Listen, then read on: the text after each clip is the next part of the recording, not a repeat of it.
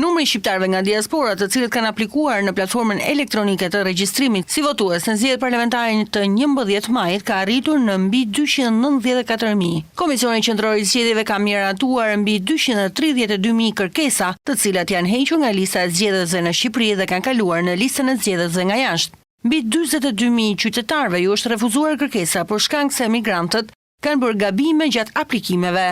Kërkesa për regjistrim kanë ardhur nga shtete të ndryshme të botës, por numrin më të lartë të kërkesave e mban Italia me 148.000, ndjekur nga Greqia me 103.000 dhe më pas Gjermania me 36.000 dhe Shtetet Bashkuara të Amerikës me 24.000 aplikime. Sa i takon kërkesave për qark, Tirana Avion të ketë numrin më të lartë, ndjekur nga Fieri, Elbasani dhe Korça. Teksa grup mosha që kanë shfaqur interes më të lartë për të votuar janë 26 deri në 35 vjeç dhe 36 deri në 45 vjeç, me rreth 95.000 aplikues secila. Gjithashtu interes më të lartë për të regjistruar kanë shfaqur burrët kundrejt grave.